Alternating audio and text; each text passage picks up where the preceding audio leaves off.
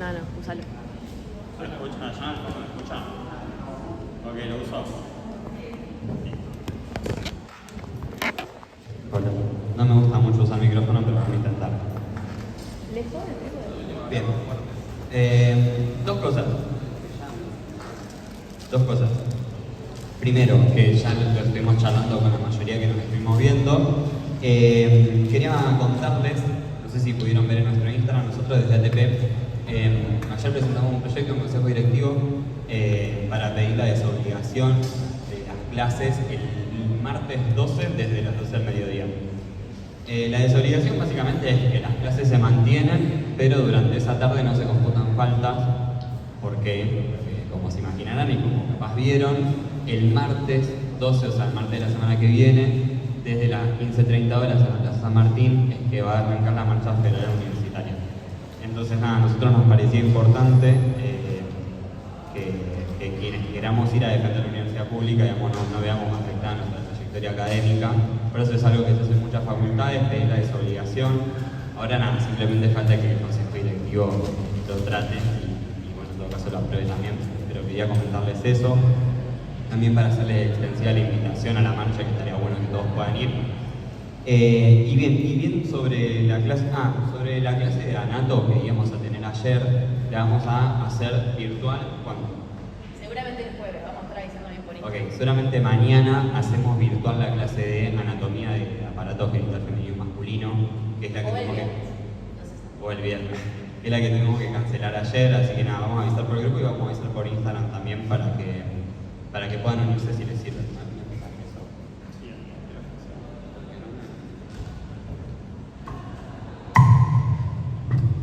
Bien, ahí me siento como en un stream.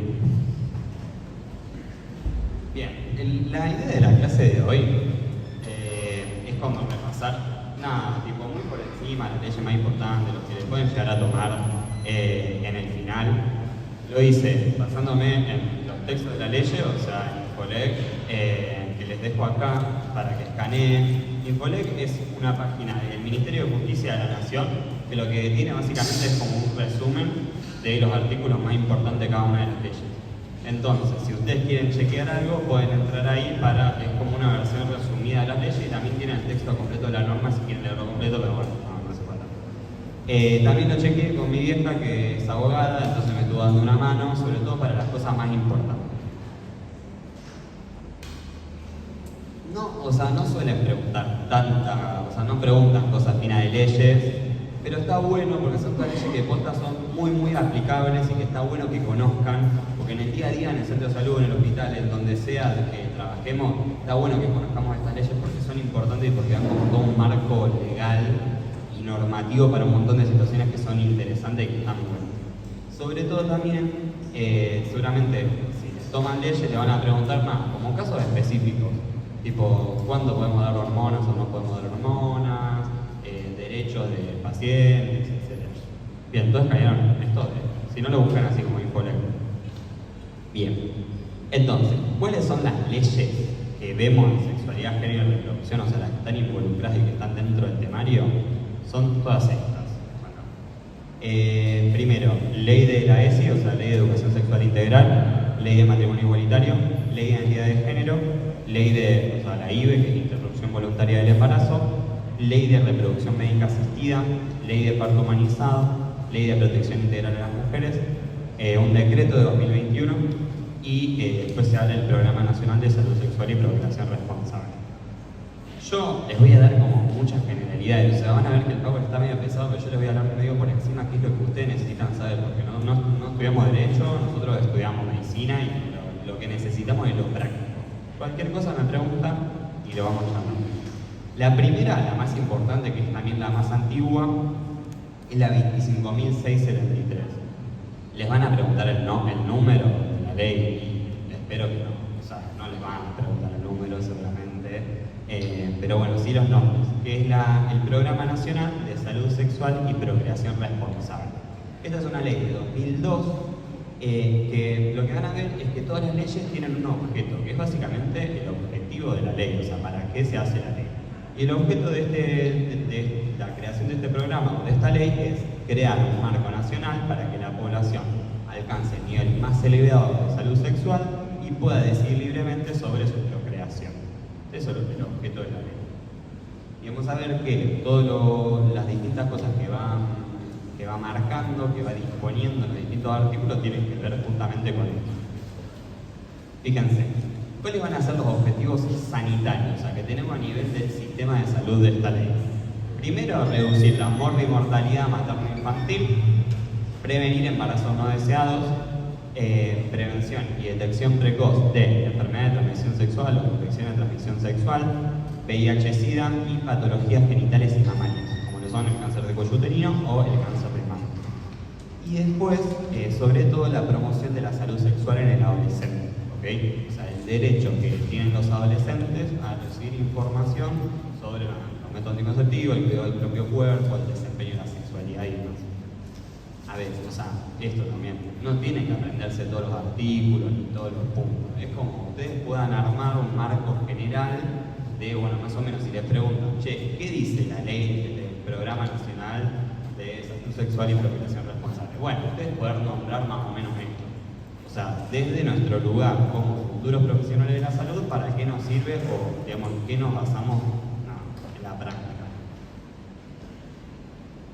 Dispone tres cosas más importantes también, que son las prestaciones médicas que van a ser completamente gratuitas.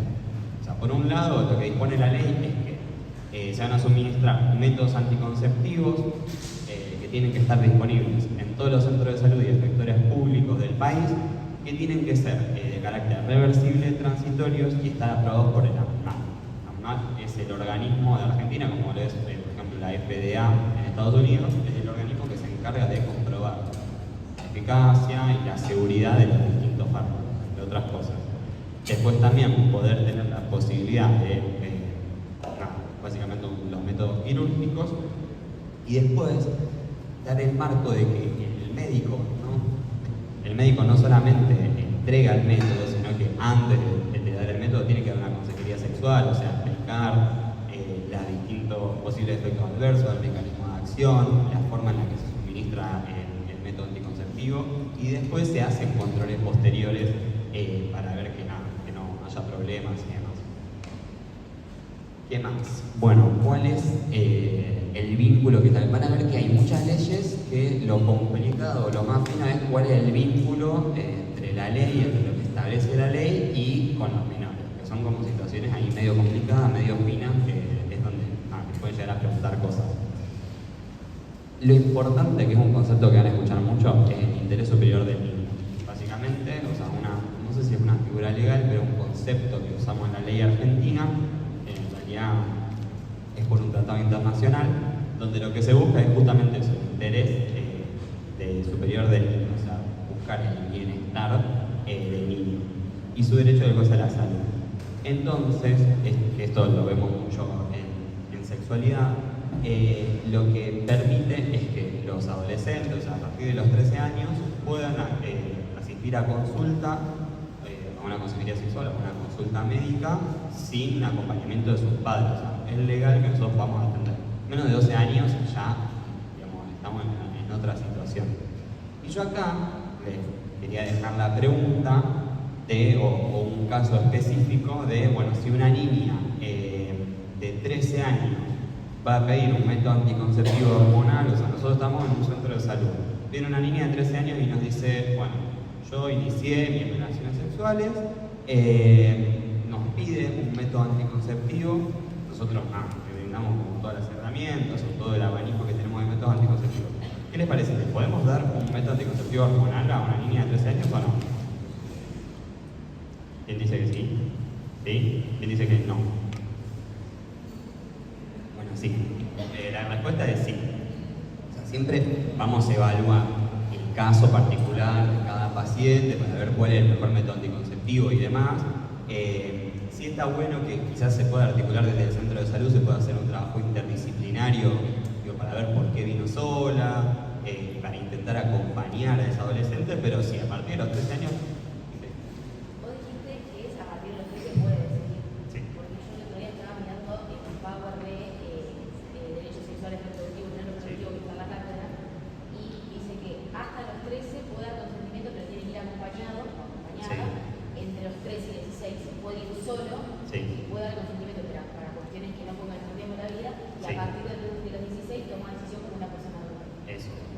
lo vamos a ver bien. ¿Saben dónde está eso establecido?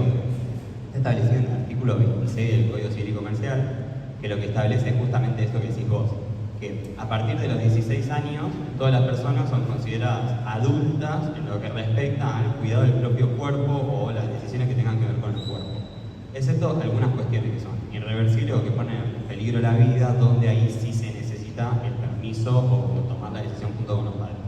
Pero para todas estas cosas que no son invasivas, o sea, para todos estos procedimientos que no son invasivos, como lo son los métodos anticonceptivos, a partir de los 13 años sí se puede dar, o sea, legalmente. Yo quiero que quede claro eso también, porque después quizás la mesa de examen, o sea, a mí me tocó, por ejemplo, que cuando aprendí sexualidad, me dan este caso de, bueno, una nena de 13 años que te pide un método anticonceptivo hormonal. Y me preguntaron, ¿vos se lo darías? Y yo dije que sí. Y me dijeron, no, vas preso. Bueno, después ahí, o sea, como pasa con esto, pasa con un montón de otros temas que hay docentes que quizás no tienen algunas cosas que no están muy claras o que quedaron un poco desactualizadas. Yo lo que les voy a dar es, digamos, el marco legal, o sea, chequeado por mí, por mi vieja que es abogada, que lo estuvimos armando, pero después, qué sé yo, quizás hay docentes que no lo tienen muy claro. Bien, hasta acá alguna duda, ¿no? ¿Vamos bien? Bien, eso es como la más fundamental, o sea, Programa Nacional de Salud Sexual y Procreación Responsable, en términos generales, lo que más nos interesa a nosotros es marcar eso. Bien, vamos con la ley de la ESI. Ley 26.150 lo que genera es, o sea, crea el Programa Nacional de Educación Sexual Integral. Fue sancionada en 2006, fíjense los años, ¿no? Porque lo que vamos a ver, o sea, esta, por ejemplo, del 2002, pero todas se van a dar en un periodo, digamos, del 2013 en adelante, o sea, son leyes que quizás en su momento eran impensadas, o sea, que hoy, por ejemplo, pensar una ley de estas características, o sea, que hable de derechos sexuales, que hable de derechos, quizás ya es muy complicado, o sea, a mí me llamó la atención ver los años en los que se fueron dando todas las leyes. Bien, ¿y cuál es el objeto o qué es lo que plantea la ley 26.150? Básicamente, la obligatoriedad, o sea, de dar educación sexual integral para todos los educandos, o todos los alumnos, básicamente todos los estudiantes, en establecimientos públicos, estatales o privados, de todos los niveles, o sea, desde el nivel inicial, desde el jardín, hasta los superiores no universitarios. Entonces, ¿cuál es la particularidad que seguro si vieron bien es y que esto lo pueden profundizar un poco más desde lo social? Lo que entiende la ley, y por eso es pionera en ese sentido, es que lo que existía antes quizás eran currículas que eran de educación sexual, pero se limitaban a una cuestión netamente biologicista. O sea, que solamente hablaban de, bueno, tipo, la reproducción y cuestiones relacionadas con la sexualidad, pero únicamente desde un punto de vista biológico fisiológico. Lo que integra la ley son 5 dimensiones distintas. Una dimensión biológica, una psicológica, una social, una afectiva y una ética. Que puede que parezcan todas lo mismo, no lo son. Y lo que nos habla es de, bueno, de esta articulación entre estos 5 espectros distintos, por eso la denominamos integral. Y lo que plantea también a cierto punto, o la idea original de la norma, fue seguramente, no sé, levante la mano, ¿quiénes tuvieron educación sexual integral en su escuela? Ok, bueno, es penoso. Y en Brasil, ¿cómo es la cosa? ¿Algún compañero de Brasil? No, o sea, no hay nada parecido. Digamos, no hablan de métodos anticonceptivos, relaciones sexuales en la escuela, en ningún momento.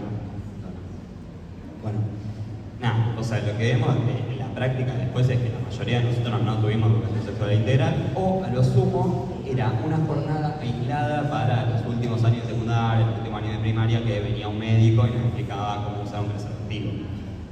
Lo que pone la ley, o sea, lo que dice un poco la ley es que, bueno, no, a ver, lo que respecta a la educación sexual o a pleno goce de la sexualidad no tiene que ver únicamente con una cuestión biológica de cómo ponerse un preservativo, cómo evitar un embarazo no deseado, sino que implica un montón de otras cosas como el cuidado del propio cuerpo, las relaciones interpersonales y un montón de cosas. Entonces, por eso habla de estas 5 cosas. Y después tiene objetivos. Estos objetivos he escuchado mucho que los toman. No hace falta que se los aprendan así de esta forma, pero más o menos conocer cuáles son, que son 5. Por un lado, bueno, incorporar la educación sexual integral dentro de las propuestas educativas, con una formación armónica, equilibrada y permanente en las personas. Asegurar la transmisión de conocimientos pertinentes, precisos, confiables y actualizados. Esta frasecita tiene que sabérsela porque también la toman mucho. Esos conocimientos pertinentes, precisos, confiables y actualizados de los distintos aspectos involucrados en la ESI. Promover actitudes responsables ante la sexualidad. Prevenir los problemas relacionados con la salud en general y la salud sexual y reproductiva en particular.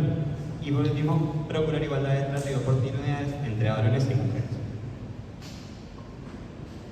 Bien, ¿cuál es el punto más flojo o más criticado de esta ley? En el artículo 5 lo que dice es que cada institución, o sea, básicamente esto yo le digo cómo funcionaba cuando surgió la ley, cómo funcionaba originalmente. El Ministerio de Educación larga un programa para cada año. Bueno, en quinto grado se tiene que ver estos temas de historia, de matemática y demás.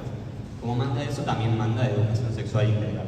O sea, cuáles son los contenidos mínimos que se tienen que dar en el quinto grado de la primaria, que después, lo que establece la ley justamente en este artículo 5 es que puede haber una adaptación institucional, donde cada institución lo adecue a su realidad sociocultural o ideario institucional. ¿Qué es lo que pasa? Esta es la herramienta por la cual se basan sobre todo las escuelas católicas o las escuelas religiosas para no tener educación sexual integral o disfrazarla, embellecerla bastante como, no sé, educación para la familia, educación para el amor, esas cosas medias raras. Y bueno, esta quizás es uno de los puntos como más criticados. Pero bueno, eso, que esta adaptación no puede significar una omisión de esos contenidos. Si hay contenidos mínimos que establece el Ministerio de Educación, en teoría se tienen que dar igual. Después vemos en la práctica que hay muchos problemas a la hora de la aplicación de la ley de educación sexual integral. Bien, ¿alguna duda de que sí? ¿No? ¿Está quedando claro o se está haciendo medio plomo? Fíjense que son un par de ítems nada más que está bueno que sepan. Bien, ley de matrimonio igualitario. Esta es 26.618. Es una ley modificatoria de la ley de matrimonio civil. O sea, se conoce popularmente como ley de matrimonio igualitario, en realidad no se llama así. Pero nada, fue sancionada en 2010, fuimos también pioneros en América Latina, en todo el mundo casi, en tener una ley. Y lo que hace únicamente es, o sea, hasta ese momento existía la ley de matrimonio civil, que únicamente habla de hombre y mujer, marido y esposa, o marido y mujer, y lo que hace la ley es simplemente omitir eso, o sea, pasar de esa cuestión binaria heterosexual, de bueno, solamente puede casarse un hombre con una mujer, a simplemente hablar de términos neutros como cónyuges o contrayentes. Entonces habilita en cierto punto el matrimonio entre dos mujeres o entre dos varones, que hasta ese momento no era legal, o sea, uno iba a un registro civil a querer casarse con una persona de su mismo sexo y no se podía. ¿Por qué es importante? O sea, más allá de una cuestión de derecho, una cuestión psicológica, social, de bueno, ¿por qué yo no podría contraer matrimonio con una persona del mismo sexo? Recuerden que el matrimonio es una figura legal y una figura patrimonial también. Entonces muchas veces pasaba que había, no sé, parejas homosexuales, que una de ellas se moría y como legalmente no tenían ningún vínculo legal, o sea, no eran un matrimonio, todos los bienes los reclamaba la familia de la persona que se murió. Y había una persona que era su pareja que quedaba completamente desamparada legalmente. Lo mismo con las visitas médicas, por ejemplo. Vieron que muchas veces en las internaciones dejan pasar solamente a familiares. Bueno, eso, o sea, hasta ese momento uno era como, bueno, no, vos sos un amigo, no podés pasar, no sos familia. Bueno, ahora se cataloga o entra dentro, digamos, una cuestión legal de matrimonio, que hasta ese momento no existía. Y por ende también lo que viene a modificar es la adopción, porque hasta ese momento la única forma de adoptar a un niño o una niña era básicamente ser una pareja heterosexual, un varón y una mujer. Bueno, entonces cambia eso. Esto, una cuestión del tema de los apellidos. Los hijos llevan el apellido de alguno de los dos padres o alguna de las dos madres, o sea, es indiferente, si no pueden llevar ambos. Si llevan ambos, se usa orden alfabético para ver qué apellido se pone, y si no hay acuerdo, se puede sortear simplemente. Y en caso de separación, porque vieron que generalmente en los matrimonios heterosexuales, como estamos muy acostumbrados a que, bueno, si hay una separación de un matrimonio, los hijos se quedan generalmente con la mujer. Bueno, acá volvemos a usar, fíjense cómo usamos siempre lo mismo, el mismo principio, que hay el interés superior del niño. Entonces, en ese caso, cuando tenemos parejas homoparentales, lo decide un juez justamente analizando la capacidad de poder cuidar y tener a ese niño y a esa niña con el interés superior del niño, o sea, teniendo, digamos, ese horizonte. Bien, fíjense que más o menos lo que establece es eso, o sea, básicamente la posibilidad de matrimonios homosexuales, nada más. ¿Alguna duda? No. Bien. Ley de identidad de género. Esta va a ser un poco más larga, vamos a tener mucho para hablar de ley de identidad de género, también es muy tomable, así que nada, vamos a charlarla bien. Esta ley fue sancionada en 2012, y lo que instaura es que la identidad de género, que esta es una definición que tienen que tener y que se les puede llegar a preguntar también, es una vivencia interna e individual, tal como la persona lo siente, y que puede o no coincidir con el sexo asignado al nacer. Eso es lo que dice el artículo 2, que es básicamente la definición que ustedes deben tener del cuaderno de identidad de género. ¿Qué es lo que permite? La rectificación registral. Básicamente, demos un ejemplo, yo, Gaspar, o sea, nazco y mis padres deciden, o sea, por digitales, básicamente definir que mi género es masculino. Entonces me registran de esa forma en el registro civil. Si en algún momento yo soy más grande, me doy cuenta que en realidad no me siento cómodo con mi género actual y hago un cambio de género, puedo pedir el cambio registral. ¿Qué se hace en el cambio registral? Se cambia la partida de nacimiento y además de la partida de nacimiento se cambia el DNI. O sea, se cambia, digamos, puedo hacer cambio de nombre, no cambio de apellido, solamente cambio de nombre y cambio del sexo que aparece en los documentos. El acta original, o sea, que tiene mi nombre anterior, mi sexo anterior, queda reservada, solamente se puede usar en caso de una orden judicial o en caso de que yo dé permiso, pero esa queda reservada, la que queda de acceso público es la otra, la nueva, digamos. Y eso, ¿qué es lo importante? ¿Se necesita terapia de hormonización, cirugía o algo para hacer el cambio registral? No. O sea, simplemente basta. La persona quiere hacer el cambio registral y por eso se cambia. Es una cuestión como de debate. Para mí no hay tal debate porque no creo que sea un inconveniente. Muchas veces lo que se escucha, los discursos que circulan en cuanto a esto es que, bueno, que hay gente que se cambia de género, se cambia de sexo en el DNI para poder obtener beneficios, como por ejemplo el hecho de que las mujeres se jubilan a la edad jubilatoria a los 60 y no a los 65 años. Bueno, lo que pasa es que nos hace una burrada, como se podrán dar cuenta, porque en realidad lo único que hace es limitar una cuestión sumamente sensible, sumamente profunda, como si alguien fuera a cambiarse el DNI, como si únicamente fuera a cambiar una letra en el DNI, no fuera algo mucho más profundo, mucho más complicado y demás. Pero bueno, básicamente es eso, es un trámite administrativo que se hace en un registro civil y se pide la rectificación registral. Después, lo que hace también, que es muy importante, que sobre todo nos interesa a nosotros también como futuros profesionales de la salud, es la despatologización. ¿Por qué? Porque antes, vieron que hasta no hace muchos años, la homosexualidad, la sexualidad, un montón de cosas en la esfera de la sexualidad eran consideradas patologías. Entonces, justamente esto que hablábamos, no se necesita un diagnóstico psicopatológico, un peritaje médico, un peritaje psiquiátrico, un peritaje psicológico para o acreditar una cirugía o una hormonización para pedir el cambio registral. Y lo importante también es que incluimos todo lo que es el acceso a tratamiento de hormonización y de cirugías, únicamente basado en un consentimiento informado, que creo que en sexualidad vieron consentimiento informado, ¿no? Bien. Ok. Cobertura, esto muy importante. Lo que define, vieron que cuando vieron la organización del sistema de salud, vieron plan médico obligatorio, que son una serie de prestaciones médicas obligatorias, como le dice el nombre, o sea que se tienen que cubrir el 100%, no importa qué plan de prepaga tengamos, no importa si tenemos una obra social, no importa que tengamos, son tratamientos, medicamentos, procedimientos que tienen que ser sí o sí completamente gratuitos en todos los sectores de salud.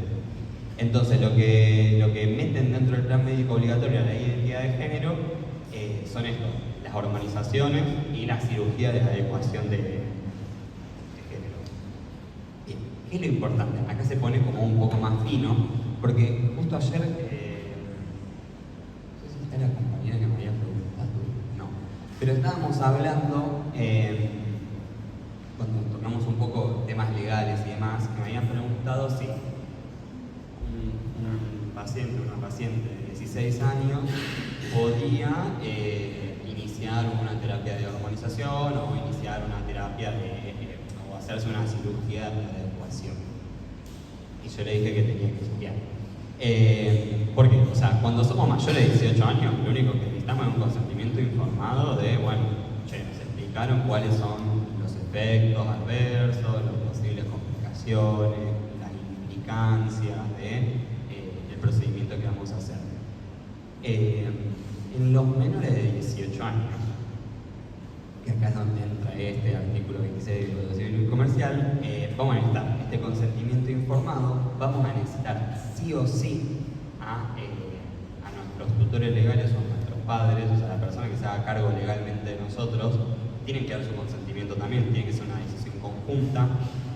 Y además, en el caso de menores de 13 años, también tiene que haber una conformidad judicial. O sea, un juez, además de nosotros, nuestros padres, un juez tiene que autorizarlo. ¿Por qué? Porque se entiende que estamos hablando de procesos, no sé, o sea, las cirugías son irreversibles, estamos hablando de procesos en el ámbito de la salud o de nuestro propio cuerpo, que nada, que no son cualquier cosa. Y si bien, por ejemplo, o sea, a partir de los 16 años, sí podemos tomar decisiones autónomas sobre el cuidado del propio cuerpo, nada, no implica estas cuestiones.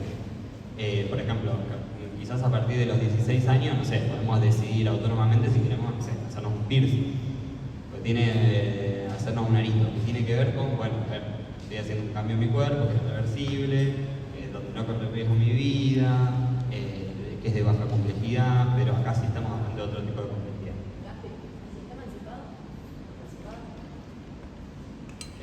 ¿Vos me ves cara de abogado? No, ni idea. O sea, no, supongo que ahí, tendrá que haber una conformidad judicial, pero no sabría decirte, es como muy específico. Bien, y... Igual, perdón, me parece que para emanciparse necesitas autorización de un juez, entonces ya queda ligado. Sí. No sé bien cómo funciona la emancipación. Bien, pero nada, eso, o sea, que sepan que siguen para un montón de procedimientos, un montón de cuestiones que tienen que ver con el cuidado del propio cuerpo. A partir de los 16 ya somos adultos, en este caso menores de 18 no, digamos, necesitan todas estas cuestiones.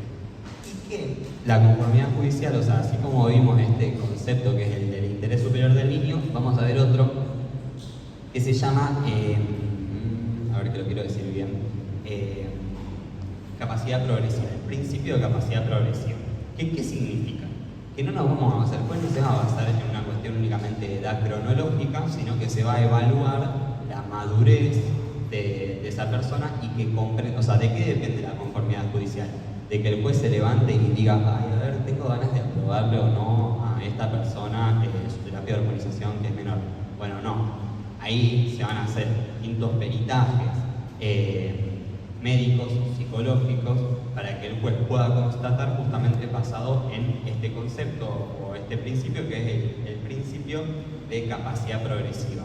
Porque, por ejemplo, así como hay niños de 13 años que son plenamente conscientes y pueden comprender lo que significa una terapia de hormonización, puede haber personas de 15 años que digamos, nosotros constatemos psicológicamente con un peritaje que quizás no es plenamente consciente de lo que significa la terapia de hormonización. Entonces, de eso depende la autorización o no del juez, de que pueda constatar que esa persona es plenamente consciente de lo que le va a pasar.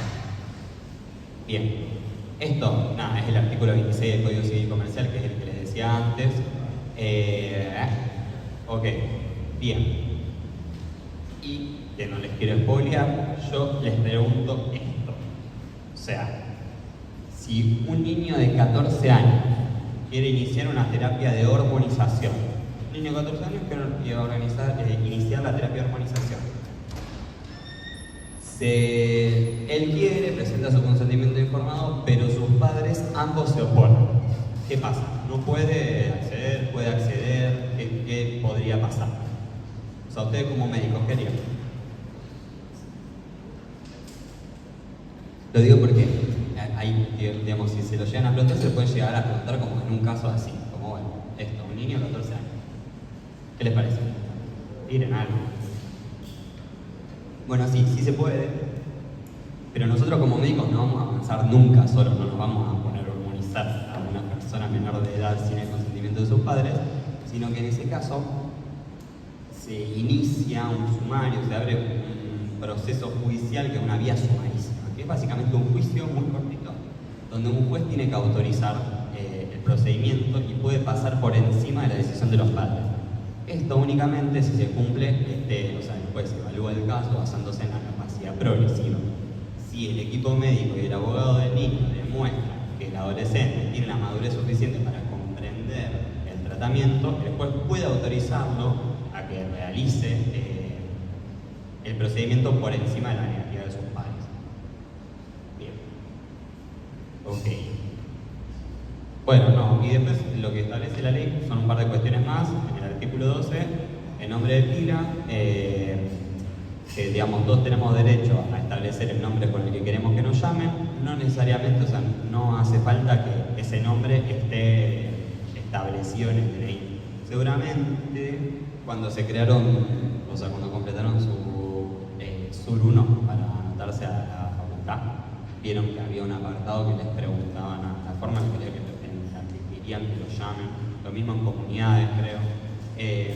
Tiene que ver con eso, con que no hace falta un cambio registral en el DNI para que nosotros podamos pedir que nos llamen con otro nombre, justamente, bueno, amparándose en la ley de identidad de género. Después lo mismo, si por algún motivo nosotros en la historia clínica tenemos que poner los datos del DNI del paciente, por esto, por una cuestión de facturación, legalidad o lo que sea, lo que vamos a hacer es una nomenclatura, o sea, vamos a usar las iniciales únicamente del nombre y el apellido, eso sí. Y al final, añadiendo bueno, el nombre elegido por la persona. Y después también, sobre todo esto, que es muy importante, en la sala de espera, nosotros vamos a usar el nombre elegido por esa persona. O vamos a evitar, tipo decir su nombre. Porque fíjense que es una situación re incómoda que expone a las personas en esta situación, en una situación muy fea, porque, por ejemplo, supongamos una mujer trans que ya está en un proceso de hormonización o nada, lo que sea, y nosotros la llamamos, o sea, salimos a la sala de espera, la llamamos con su nombre anterior, nada, los expone a una situación que no está buena.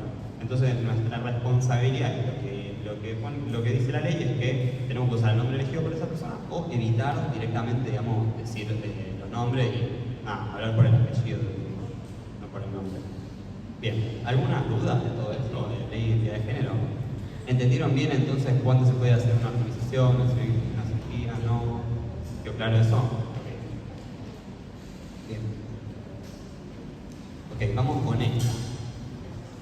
Que es bastante reciente, es del 2020. Ley 26.610 es el acceso a la interrupción voluntaria del embarazo.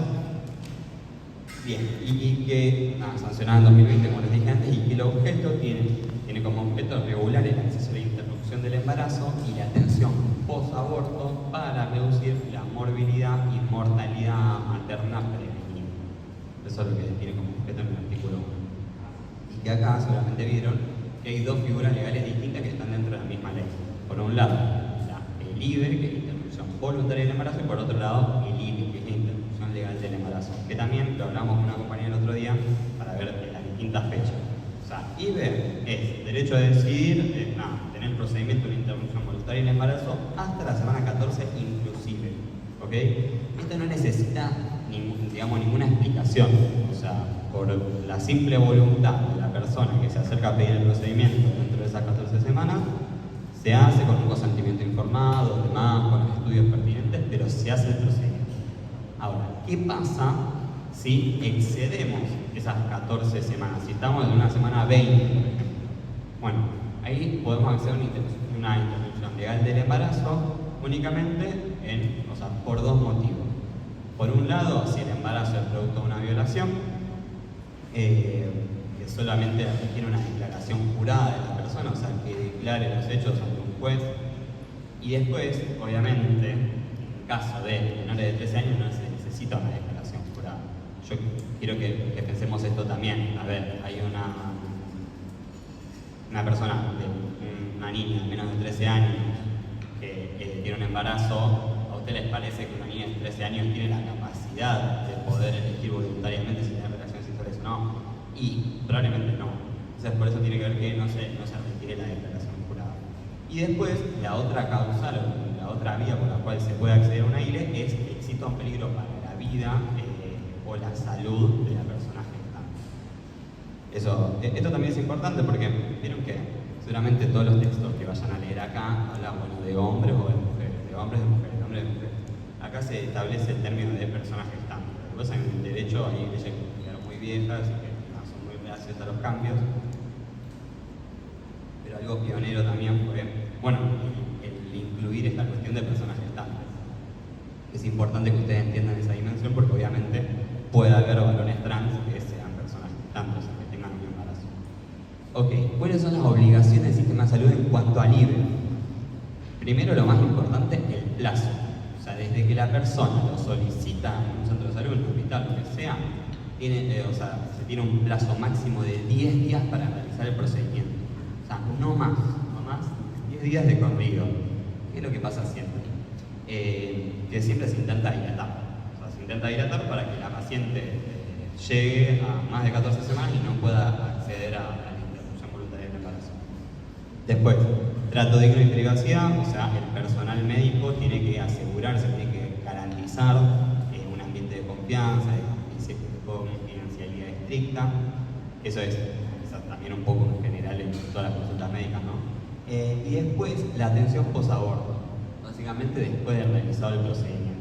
Es obligatoria y gratuita. Esto ya lo establecía la ley desde antes, porque no a una paciente que viene por complicaciones después de un aborto, por ejemplo, sí o sí había que atenderla, independientemente de que haya sido un aborto ilegal, que antes era un aborto ilegal. Bien, y la cobertura, el acceso a la interrupción voluntaria del embarazo entra dentro del plan médico obligatorio con una cobertura del 100%. Entonces, tanto todo el sistema público, el sector público, como las obras sociales y las preparadas tienen que cubrir la medicación o el procedimiento al 100%. Después, vamos a ver acá el consentimiento y el tema de las personas menores. Si tenemos más de 16 años, tenemos plena capacidad para prestar consentimiento por sí solas, o sea, no necesitan Porque fíjense que, si bien un aborto es un procedimiento mayor, también que tiene su complejidad, van surgiendo distintas excepciones basadas en los distintos casos y la sensibilidad de las situaciones, ¿no? Pero bueno, personas a partir de los 16 años, se consideran personas adultas que pueden decidir sin el consentimiento de sus padres. Y sin que tengan que llamarse a los padres o que los padres tengan que acompañar. Obviamente nosotros siempre vamos a buscar que esté acompañada por su familia, que se tome una decisión conjunta y demás, pero lo más importante es la decisión de la persona que está gestando, de decidir tenerlo o no tenerlo. Después, los menores de 16 años, se procede con esto, con el artículo 26 del Código Civil y Comercial. Bien, pero a partir de los 13, también se puede hacer. menor de los 13 ya habíamos hablado cómo se procedía. Bien. Después, algo que van a ver mucho, que yo les decía el otro día, cuando tengan, por lo menos el año pasado, cuando hacíamos salidas a terreno en el Cielo Humano y su medio, íbamos a distintos centros de salud de la ciudad y hacíamos entrevistas al personal para preguntarles sobre distintas cosas. Una de las preguntas que les hacíamos era si en el centro de salud había objetores de conciencia. Que bueno, también fue una cuestión como muy criticada de esta ley, o uno de los puntos más flojos quizás.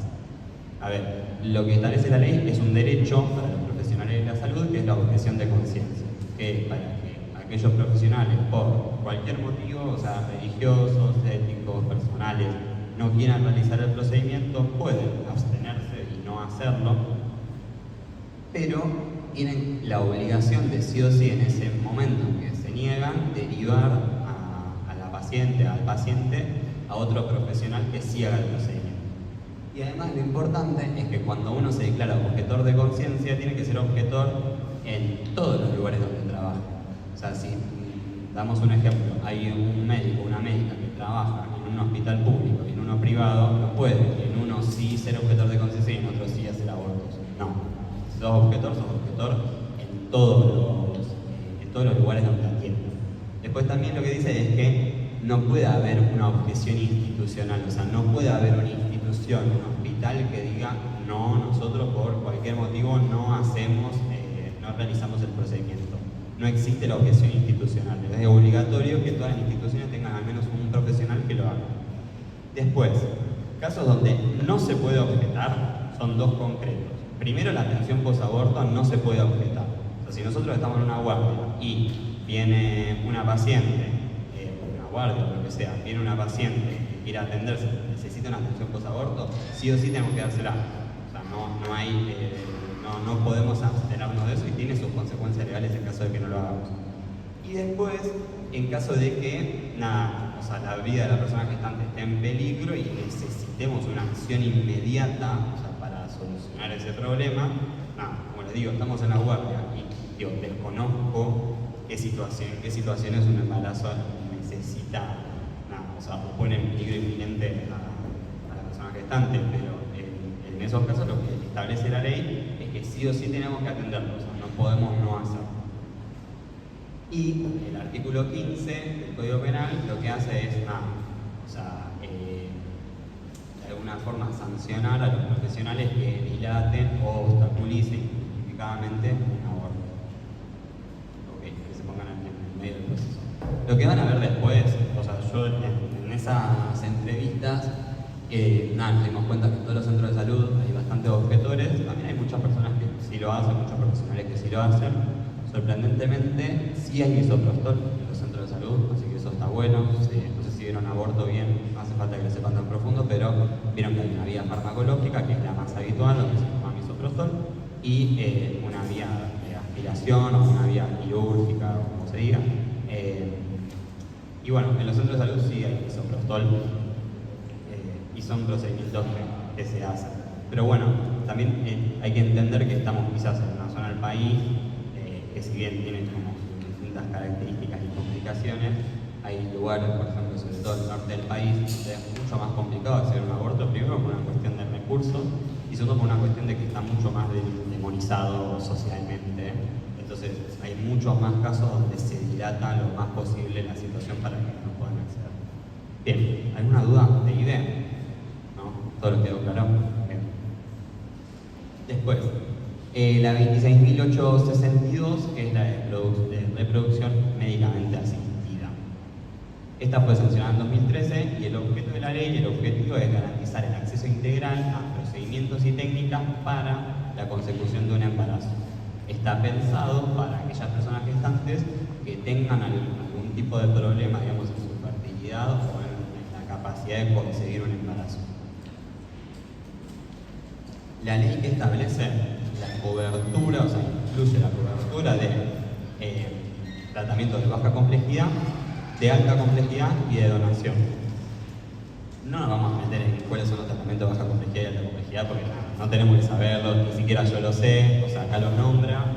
La baja complejidad, inseminación intrauterina, intracervical o intravaginal, y los de alta complejidad son la fecundación in vitro, esa otra que no sé qué es, Y la donación nos habla de donación de gametos, o sea, permite la donación de gametos tanto de óvulos como de espermatozoides o directamente de los embriones. ¿Cuáles van a ser los beneficiarios? O sea, ¿cuáles son los requisitos? Solo ser mayor de edad y brindar un consentimiento informado. Lo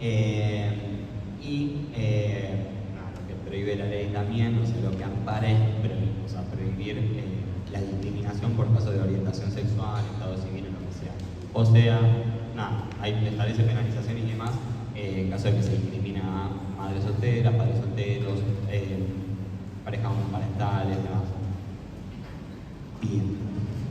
Ok, ¿cuál es la cobertura? O sea, se incluye también dentro del plan médico obligatorio, entonces, sector público, horas sociales entre pagas se cubren el 100% del diagnóstico, los medicamentos, las terapias de apoyo y los procedimientos completos de la fertilidad asistida. Y generalmente, o sea, lo que se ve un poco en la práctica es que se cubren hasta 4 tratamientos de baja complejidad por año y hasta 3 de alta complejidad, como con un periodo, con una espera de 3 meses o con intervalos de 3 meses entre sí. Bien. Una consulta. Sí. Eso de cobertura, ¿sería 4 veces 4 personas al año o 4 veces por persona? No, 4 veces por persona. O sea, uno puede, en un año puede hacer hasta 4, se puede cubrir hasta 4 personas. No. Bien. Ley de parto humanizado, ya vamos terminando. 25.929.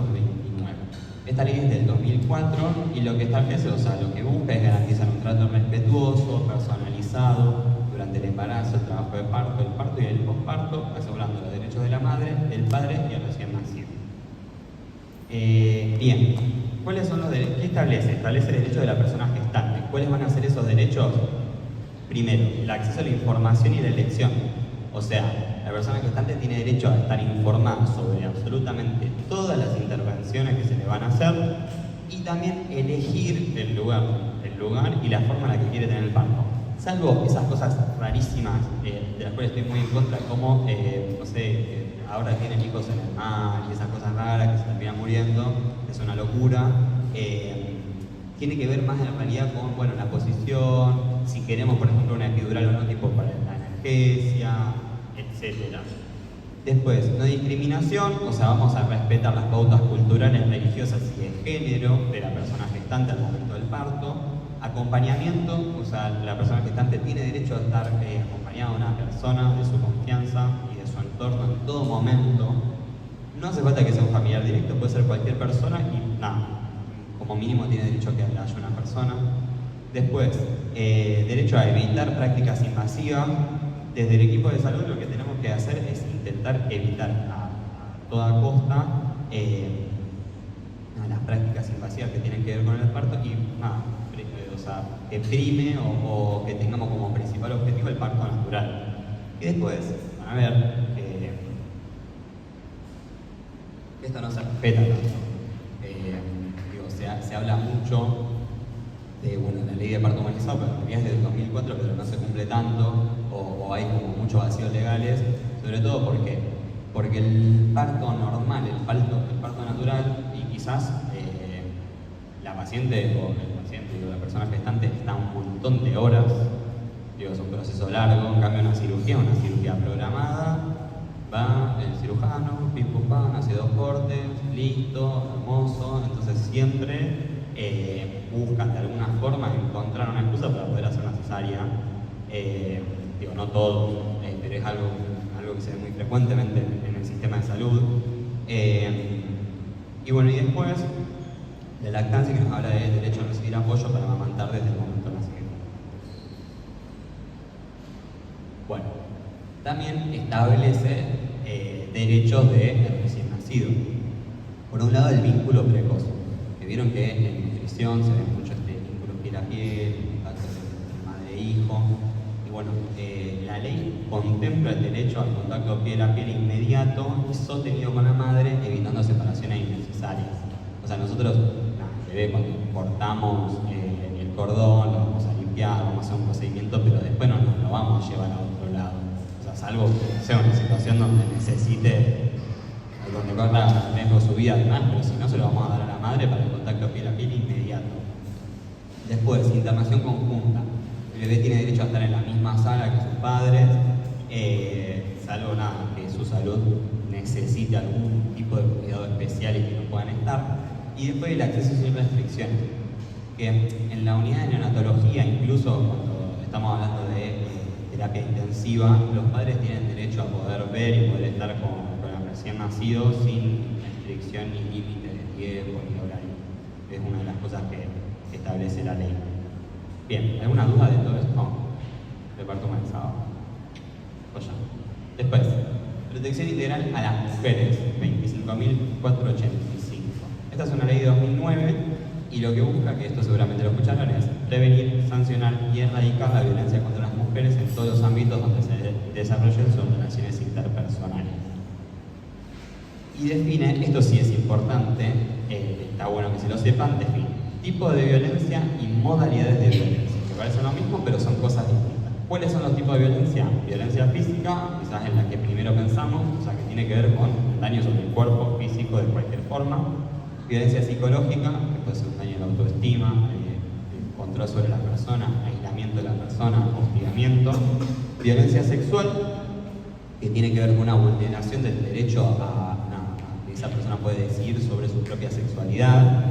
Incluye el abuso, pero también el acoso. O por ejemplo, vieron que, yo lo que les hacía preguntar, lo que les hacía cuestionar cuando veíamos la unidad esta que habla de métodos anticonceptivos, es preguntarle a la paciente por qué había dejado de tomar las pastillas anticonceptivas. Porque muchas veces puede pasar que la haya dejado contra su voluntad, no porque quería, sino porque la pareja lo obligó o la convenció contra su voluntad de alguna forma. Entonces eso es una situación que entraría dentro de los derechos sexuales, el tipo de violencia sexual. Lo mismo con la unidad, esta que estamos viendo, que creo que es la unidad 4, de la paciente que nos refiere, que tiene dispareunia, que es dolor en las relaciones sexuales, y que el marido le insiste hasta que ella termina cediendo. Bueno, estamos frente a un tipo de violencia sexual también en cierto punto.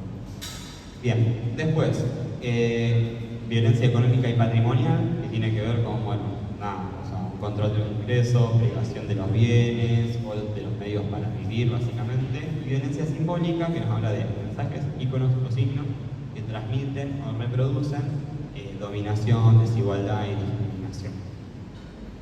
Las modalidades nos hablan de una modalidad doméstica, que es por parte de un integrante del grupo familiar. No necesariamente tiene que ser conviviente, simplemente con que sea un integrante del grupo familiar se considera una violencia doméstica. Después, laboral, cuando se da en el seno del trabajo, como obstaculizar el acceso al empleo o la permanencia con una razón de género. Después, de libertad reproductiva, cuando vulneramos el derecho a decidir si tener o no hijos, en qué intervalo, en qué cantidad, de qué forma, cuándo, dónde, por qué. Obstétrica, cuando, que esto tiene que ver mucho con la ley de parto humanizado que vimos antes, cuando, digamos, hay tipos de violencia que se dan en el seno de ese momento tan delicado, de tanta vulnerabilidad para la persona gestante, donde vemos un trato deshumanizado, abuso de la medicalización, marginalización, etc. Y una violencia institucional, que es toda aquella que realicen funcionarios públicos o profesionales de cualquier institución pública que retrasen o impidan el acceso a los derechos por parte de las mujeres. Bien, ¿qué nos dice a nosotros como médicos? Como médicos, médicas, futuros profesionales de la salud? Habla de varias cosas que están buenas y que son importantes. Primero, de evitar la revictimización. Cuando hablamos de revictimización, o sea, nosotros cuando estamos ante un caso de, por ejemplo, no sé, un caso de violación, un caso de abuso sexual, un caso de violencia física y demás de una mujer, lo que vamos a evitar es justamente la revictimización. O sea, nosotros le vamos a pedir detalles sobre el hecho o estudios o lo que sea únicamente cuando sea necesario, y vamos a evitar revictimizarla, que lo que implica básicamente es volver a exponerla a esa situación que quizás es traumática o que genera malestar. Esto, que no vamos a pedir exámenes médicos repetidos superfluos, declaraciones reiteradas de los mismos hechos, no la vamos a someter a demoras, consultas innecesarias, etc. Y después, que nos habla de la figura de una relación desigual de poder. ¿Por qué? Porque vieron que, o sea, nosotros ya cuando vemos un poco modelo médico-paciente, vemos que hay una relación desigual de poder entre nosotros como profesionales de salud y el paciente, los pacientes, las personas en general. ¿Por qué? Porque, digamos, se da en un marco de una cierta vulnerabilidad, donde, digo, hay muchas personas que, en cierto punto, digo, como consideran esto, ¿no? Que acá lo dice bien, los médicos, tenemos que entender que muchas veces el paciente llega en una situación donde se siente inferior jerárquicamente o simbólicamente, entonces tenemos que romper con eso. Bien, y después, circunscribe o marca una responsabilidad que nosotros, como futuros profesionales de la salud, tenemos la obligación, el deber de denunciar cuando nos enteramos de un delito. Así como, como funcionarios públicos, los médicos también tenemos el deber de denunciar. Entonces, si nosotros, no sé, un paciente nos desliza como una situación que puede configurar un delito, nosotros vamos a indagar en eso y tenemos el deber de denunciar ese hecho. ¿Okay? Si no es un delito, pero configura, digamos, un tipo de violencia o una situación peligrosa que pone en riesgo la vida o los derechos de esa persona, la denuncia se hace con autorización de esa mujer, priorizando lo que es el secreto profesional, obviamente, y la autonomía de la decisión. Bien, ¿alguna duda de esto? Protección integral de mujeres, ¿no? Bien. Bueno, por último vamos a ver un decreto que es el 476/2021, es el más reciente de todos. Y básicamente se da en el marco también de la identidad de género, y lo que crea es la capacidad de poner la nomenclatura X en el DNI y en el pasaporte en caso del sexo. ¿Por qué? O sea, lo que intenta, fíjense acá, fue emitido en 2021 y el objeto es adaptar el sistema de identificación nacional, que es el Registro Nacional de las Personas, en APER, para reconocer identidades de géneros que no se sienten comprendidas en el binomio femenino-masculino, cumpliendo con la ley de identidad de género 26.743. ¿Por qué? ¿Qué pasa? Ustedes lo habrán visto bien, espero que lo sepan bien también. Hay personas que, personas no binarias o distintos tipos de grupos o colectivos que no se sienten comprendidos dentro justamente de este binomio, por eso son no binarios, porque no se consideran ni de género femenino ni de género masculino. Entonces lo que permite este decreto es justamente que tanto en el DNI como en el pasaporte podamos tener la X. ¿Qué es lo importante de esto? O sea, ¿cuáles son las principales limitaciones? Que a nivel internacional no todos los países están adecuados. Hay algunos países, por ejemplo, me parece que en la Unión Europea, si nosotros vamos con el pasaporte o demás, o hacemos algún documento en el exterior, sí lo tienen, otros que no. Entonces, hay algunos casos donde la persona tiene que sí o sí elegir, el país del exterior tiene que sí o sí elegir una opción del binomio. Bien. La historia clínica, lo importante es esto: si un paciente presenta un DNI con la letra X, el sistema de salud tiene que estar preparado para procesar la información sin forzar al paciente a elegir una opción binaria para recibir la atención. ¿Okay? Eso es quizás lo más importante. Y básicamente esto, o sea, el decreto este es la nomenclatura X, que también fue muy criticado en su momento, incluso por la comunidad beneficiaria, por así decirlo, porque en cierto punto reduce a todo un montón de identidades no binarias en una X, que es un poco espantoso. Pero bueno, digo, porque hay una profundidad que nos está dando y que realmente implica. Pero bueno, ¿alguna duda de todo esto que vieron? Entiendo también lo que estuve charlando, que no me di cuenta de ponerlo, pero porque no está dentro del temario, es la ley de salud mental, que es una ley de 2010, que bueno, ahora la están intentando cambiar, pero esa no la incluí. ¿Alguna duda de todo esto de leyes, todo este marco legal? ¿Seguros que no? Yo después, ahora por el grupo de WhatsApp, les mando el PDF para que lo tengan a mano. Yo lo que me hice en su momento fue una fichita por cada una de las leyes. ¿Vieron esas fichitas que se compran? Número de la ley, nombre y un par de cuestiones, un par de ítems. O sea, las leyes tienen 1 millón de artículos más, 1 millón de exposiciones más. Nosotros no somos abogados, no vamos a ser abogados. Lo importante es lo que necesitamos, digamos, para el día a día y la práctica, lo que nos pueden llegar a preguntar. Así que nada, cualquier duda nos consultan. Y estamos avisando el tema de... Sí.